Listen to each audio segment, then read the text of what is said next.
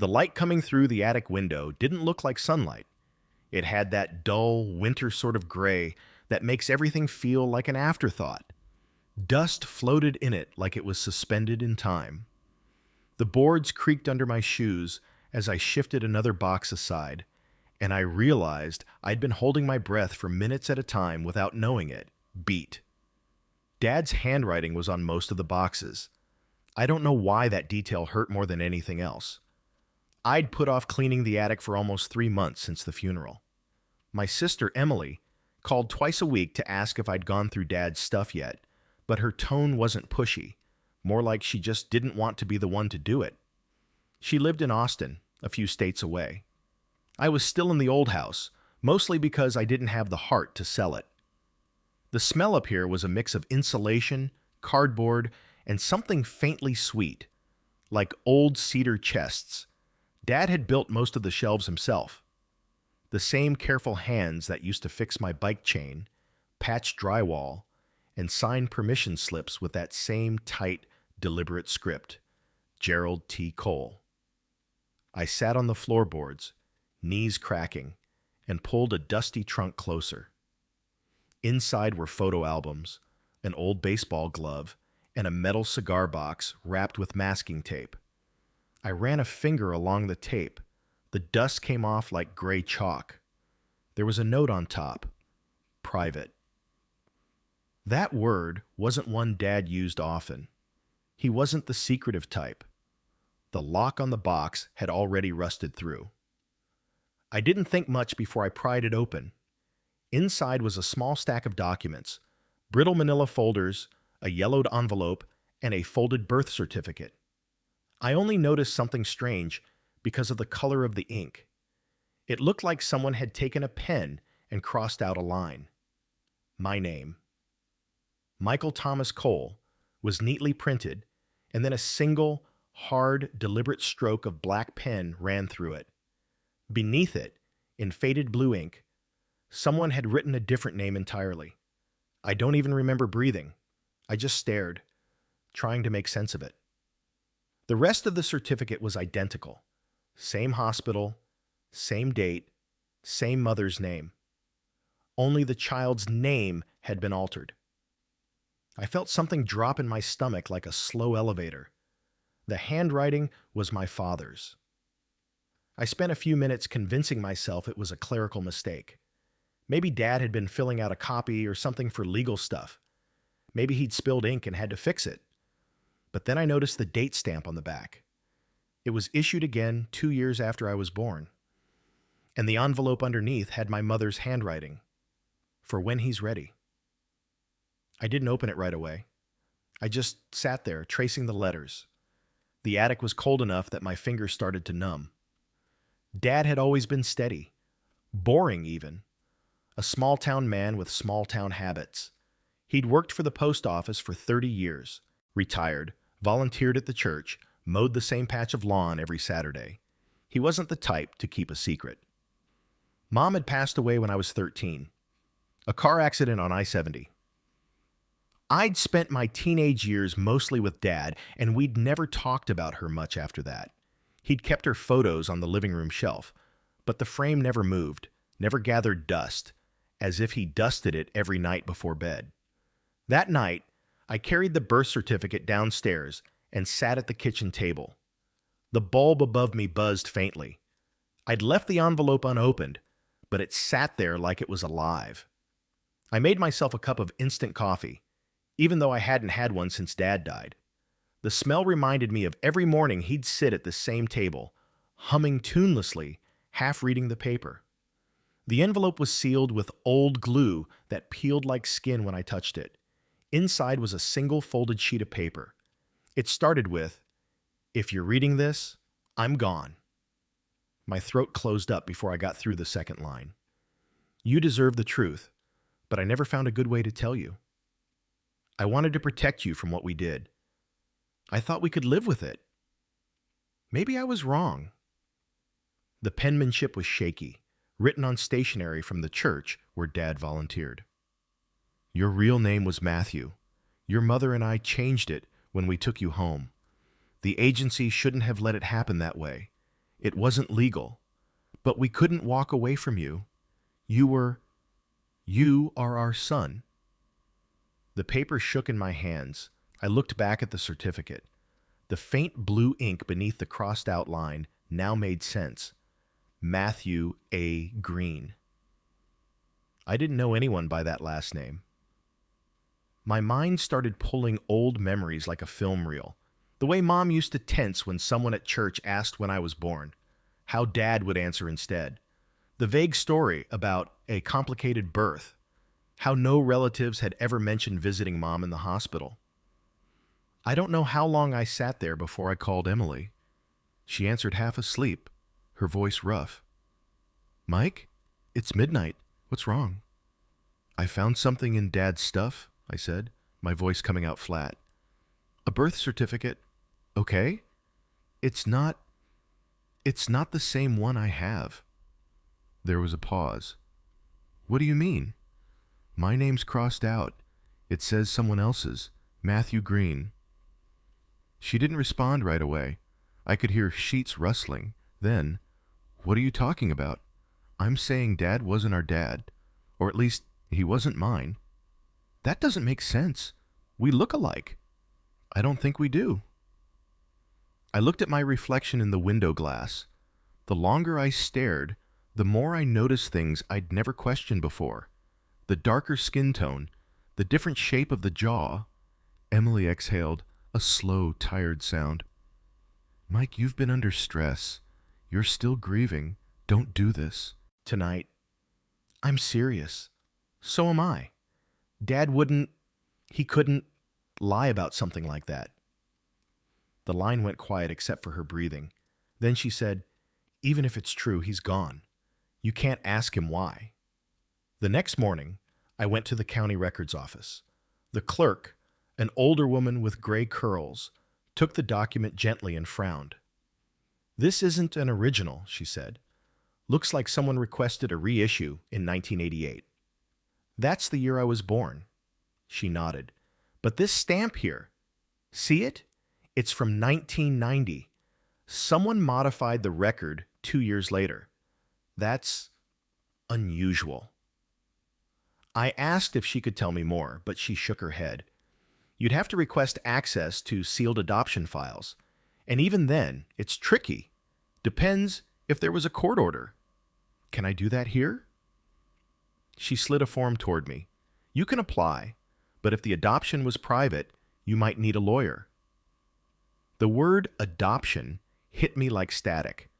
I filled out the form anyway, hands trembling. That afternoon, I called my mother's old friend Nancy. She was one of the few adults still alive from that time, Mom's church circle. She picked up after a few rings, her voice soft but alert. "Nancy, it's Mike. I was going through Dad's things and—" "Oh, honey," she interrupted. "I'm so glad you called. I was going to send a card. How are you holding up?" "I'm okay. But I found something strange. A birth certificate. It says my name used to be Matthew Green." Silence. "Did you ever hear that name?" I asked. Another pause. Then, "Your mother made me promise not to say anything." "Please," I said quietly. "She's gone. He's gone. I just need to understand." I could hear her sigh. "Your mom couldn't have children after a miscarriage. They tried everything, IVF, surrogates, but nothing worked. Then one day, they showed up with you. Said you were a miracle. They told people I was adopted? They told everyone you were premature. That's what your father said at church. No one questioned it." I felt my chest tighten. "So who are my real parents?" "Honey, I don't know. It was closed. Your father said the mother was young, couldn't keep the baby. He paid the hospital bills quietly. I didn't ask questions. Back then, people did things differently."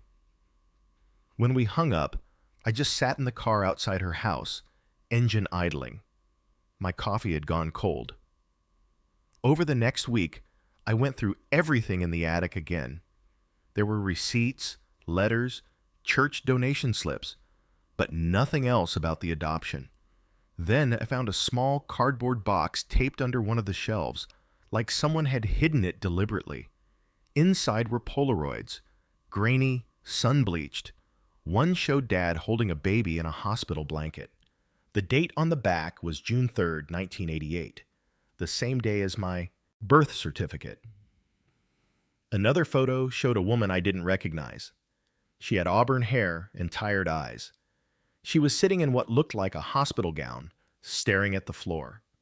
The back of that photo had one word: Bethany. I don't remember deciding to drive to St. Louis, but that's where the hospital was listed on the certificate. A 2-hour drive that felt like 8. The hospital itself had been renovated. New wings, new name. The records department smelled like copier toner and hand sanitizer. I told the clerk I was looking for birth records from June 3rd, 1988. He checked the computer, then frowned. That's strange. We don't have any record for a Matthew Green or a Michael Cole born that day. But we did have a stillbirth recorded for a Bethany Green. The air went cold around me. Stillbirth? He nodded. Baby boy. No first name listed. The mother signed the release. I leaned on the counter. Can I get a copy? He hesitated. I'm sorry, sir. That's sealed by state law. Please. That's my name. That's my... I can't, he said softly. But if you file an affidavit proving familial relation, maybe the court can unseal it. I left before I said something stupid.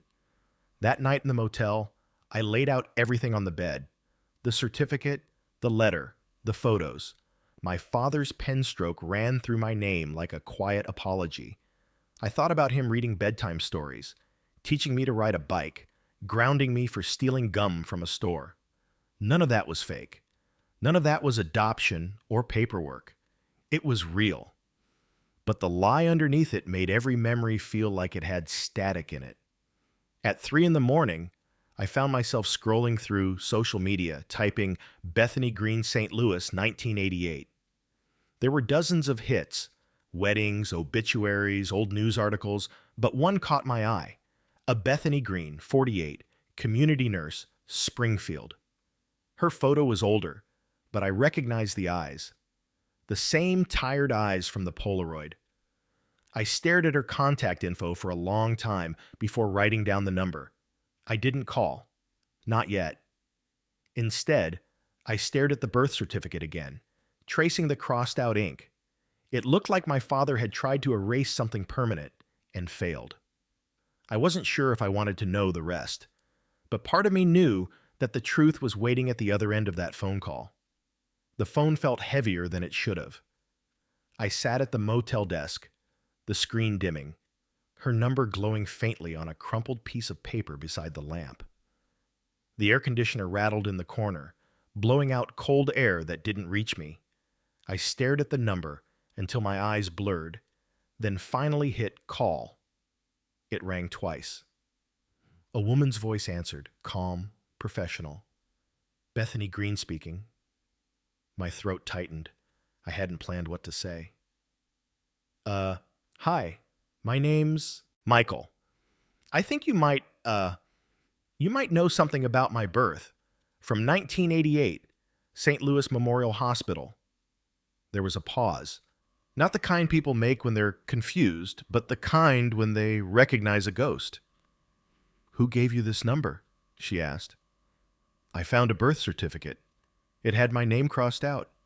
Yours was on it. Another silence. I could hear her breathing, slow and shaky. Where are you? In Springfield, a motel on Lincoln Avenue. She exhaled. Stay there. I'll meet you. Before I could say anything else, she hung up. An hour later, a silver SUV pulled into the cracked parking lot. Headlights swept across the faded blinds.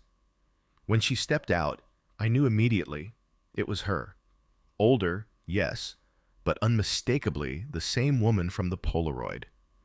She walked toward the door with careful steps, holding her purse close. When I opened it, she didn't say anything at first. Just looked at me, her eyes scanning my face like she was matching it to something long lost. "Can I come in?" she finally asked. "Yeah, please." She sat on the edge of the bed, hands clasped tightly. "You look like your mother," she said quietly. I hesitated. "You mean my adoptive mother?" She nodded once, eyes glassy. She was kind. They both were."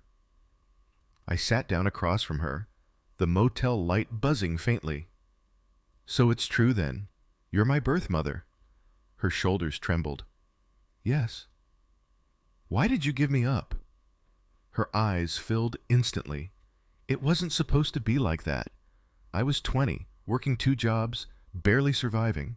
Your father, my boyfriend, left when he found out I was pregnant. I planned to keep you. I really did." She wiped her face, hands shaking. "But the hospital made a mistake. You weren't breathing when you were born. They said you died. I never saw you." I felt the words hit me like cold water. "They told you I died?" She nodded. 2 days later, a social worker called.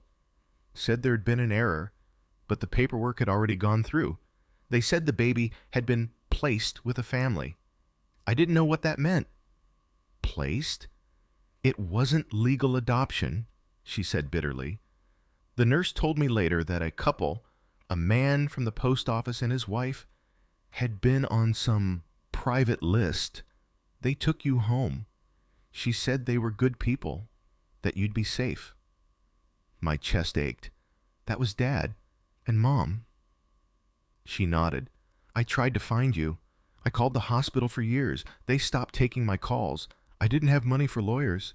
Eventually, I convinced myself you were better off." I rubbed my eyes. "They never told me anything. Not a word. I only found the papers after he died." She looked up at me then, really looked, and I saw decades of regret behind her eyes. "I'm so sorry, Matthew." The name hit differently now. It didn't feel foreign anymore. It felt like something buried beneath layers of someone else's life. We sat there for nearly an hour. She told me about the years after, the marriage she tried to rebuild, the daughter she had later, the nursing job she'd held for 20 years. I listened, barely processing half of it. My thoughts kept circling back to Dad's letter, to the ink stroke through my name. Finally, she said, "They didn't mean to hurt you. I can tell. The way they raised you, it sounds like love." "It was," I said softly, "but it was built on a lie." She nodded, wiping her eyes. "Sometimes love and guilt look the same." When she left, she gave me her number, this time written carefully on a clean scrap of paper. "Call me when you're ready," she said. "I won't push." The door closed behind her, leaving the smell of her perfume and something else, faintly medicinal, like hand sanitizer and lavender. I sat there for a long time, staring at the lamp. I thought I'd feel some kind of closure, but all I felt was hollow. Dad's voice echoed in my head from years ago, his tone calm, even. "Family's not what you're born into, son. It's who shows up." Maybe he'd been preparing me for this without meaning to. The next day, I drove home. The highway blurred by in shades of winter brown, patches of dirty snow melting on the shoulder. I kept thinking about Emily. She deserved to know, even if she didn't want to. When I called, she answered on the second ring. "Mike, you sound off. Did you sleep at all?" "I met her," I said. "Who?" "Bethany Green." The silence on the other end was long enough to make me think the call dropped. "You what?" she whispered. "She's my biological mother. She thought I was dead." Her breath caught. "You can't just show up to some stranger's house." "I didn't." "She came to me. She confirmed everything."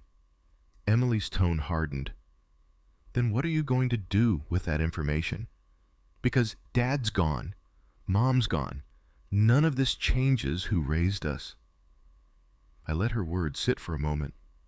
It changes everything for me. Don't let it, she said. He loved you. That's what matters. But he lied. People lie when they're scared. I didn't answer. Over the next few days, I tried to return to normal.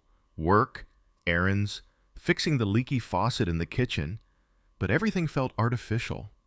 Every drawer I opened, every tool I touched had his fingerprints on it. When I went back up to the attic, it was brighter this time. Afternoon sun made the dust glow like snow. I found one last box I hadn't opened, labeled simply Taxes 2000-2005. Inside were folders, receipts, and a small envelope addressed to my son. Inside was another note, written in Dad's hand.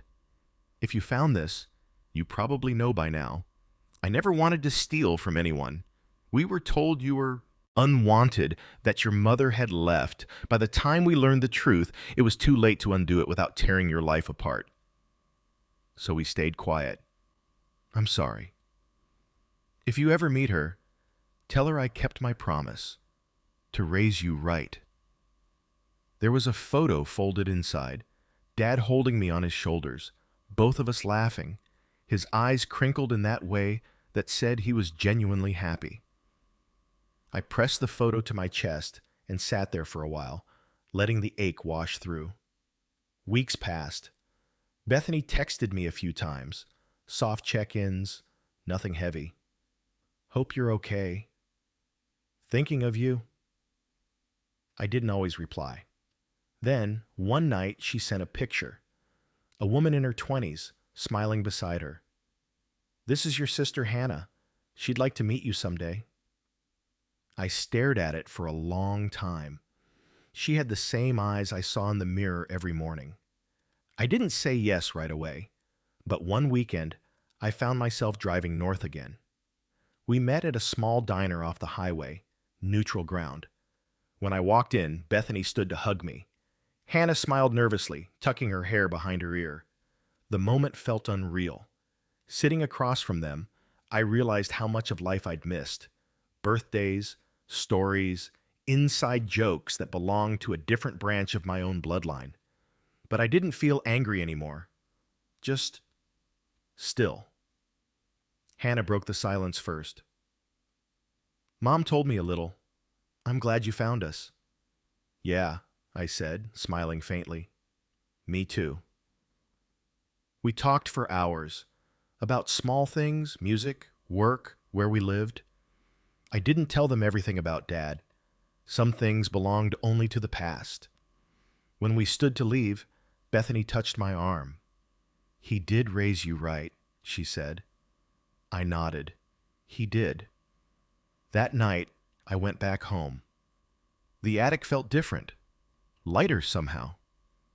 I didn't hide the boxes again. I labeled them. Family, I wrote in thick marker. Not Dad's things, just family. I put the birth certificate back in its folder, but this time, I didn't see it as a wound. The crossed-out name wasn't a rejection anymore. It was a bridge. Dad had written over someone else's mistake, but he'd also written me into his life. For the first time in months, I slept through the night. A few weeks later, Emily finally visited. She walked through the front door carrying her old duffel bag, looking more like the sister I remembered before all of this. Place looks the same, she said, setting her bag down. Yeah, I didn't change much. She looked around the living room, at Dad's armchair, the framed photo of him fishing at the lake. You met her? I nodded. She's not what I expected. Emily leaned against the doorframe. And how do you feel now? I thought for a moment. Like I have two fathers, one who gave me life, and one who taught me what to do with it. She smiled faintly. That sounds like something Dad would say. Yeah, I said, looking at the window where sunlight fell across the floor. It does. Later that night, I sat at the kitchen table with a new cup of coffee. The envelope lay beside me again, sealed this time, not because I was hiding it, but because I decided where it belonged. I wrote on the front, "To Emily, for when I'm gone." Inside, I left copies of the letters, the certificate, the photo. Not because I wanted her to hurt the way I had, but because the truth shouldn't have to hide in an attic anymore. If this story moved you, subscribe for more real-life confessions and emotional journeys like this one.